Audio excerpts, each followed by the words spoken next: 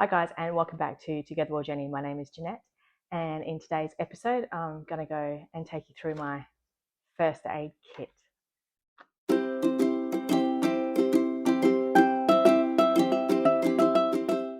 Hey guys, so the reason I thought I will go through a first aid kit, not only does it follow the storm video that I've published last week, but also I sliced my finger, and I sliced it right through the nail bed, and then for some weird twisted moment in my life, I decided to twist the knife and pull it out. So I figured if I'm going to be accident prone and in my new house, I probably should put together a first aid kit. Plus, there are snakes, as I said previously in my videos, so I probably would. It wouldn't hurt to put together a couple of snake bandages and yeah, and let's hope, fingers crossed, I don't get bitten by a snake.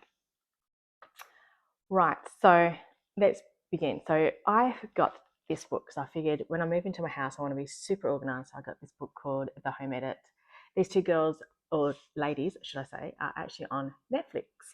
And it actually came across to me on one of their pages about the pharmacy being in like a lazy Susan. And I thought, that's a really good idea. Why don't I do something similar? So that's what I've done. So thank you, Home Edit ladies. So what have I got in my lazy Susan? So I picked this lazy Susan up from Red Dot Home, and some of this stuff I bought, and some of the stuff is from previous surgeries, both my dad and myself. So I've nicked a few things. But yeah, so what I've got in here, I'll quickly go through. Obviously, they're Elastoplast. I like the fabric ones. I think they stick better than the plastic ones. Once the plastic gets water, they just easily come off. Got some Steri-Strips as well. If you don't have Steri-Strips, no big deal. You can just get a whole big roll, fix them all, cut them up, and they can make do for a Steri-Strip for like a real severe open wound. More Band-Aids. I think some of these Tegaderms I actually got from a hysterectomy a couple of years ago, so they're still good. And somehow Dad acquired these awesome scissors, hospital scissors, so I've reacquired them. I got a tape measure as well. I always have a tape measure just in case there's a really bad wound. You want to measure it, hey? And sports tape, really great to stabilize joint issues and get them to the hospital. So it's these things are actually really good. And of course, you've got to have a torch. And with a torch, you could have batteries. So torches are great not only to see what you're doing, but you can actually see their eye, their pupils as well, and see if they're reactive, if they've had a head injury. So that's handy to have. I've got peroxide. I prefer peroxide over betadine. Either way, they both sting like a mofo. And a Sharpie, purely for the fact that if you do get bitten by a snake, then this baby, you can mark it out on the top of the bandages that you do when you roll out, just say for example the leg, you can mark where you were bitten and then bandage it up and stabilize your leg so the poison slowly doesn't, slowly circulates around the body.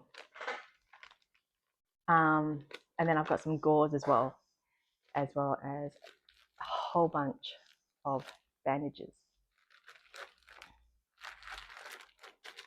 Whole bunch of bandages. These things are awesome.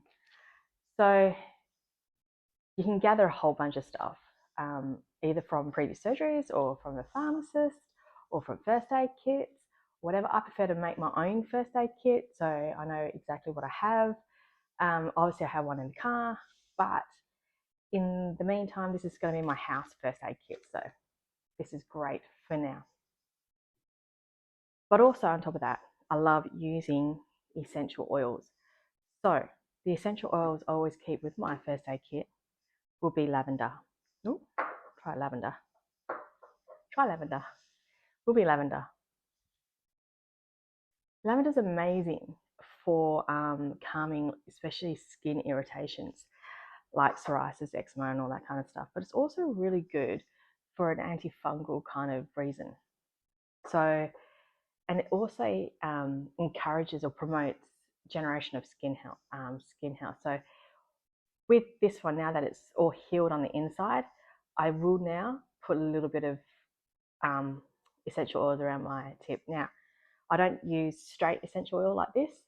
I always put it with some kind of carrier base oil like jojoba or one that's pre-made already, and then just let it do its job. Another one I love is tea tree. Tea tree is fantastic, right? Everyone knows its antiseptic properties, but it's also great inhaler as well. So if you've got a stuffy nose, stick that plus some eucalyptus in a infuser and just start breathing it, or you can make yourself a little vapor rub instead of using vapor rub itself. It's more natural doing it this way too, by the way. But this baby, I stick on pretty much any scratches that I may get, and I've been scratched by a little cat here the other day, so I just literally put that on and Bob's your uncle. Helichrysum is another good one. This one here is great for pain as well as psoriasis and eczema and all that kind of stuff. This is more like an anti-inflammatory. It's great for muscle ache and pain. So I use this quite often, especially when I have my plantar fasciitis. I still do it. I still put this on my feet in the mornings and just before I go to bed as well, just to help ease that ache of the tendon that's in the bottom of my foot.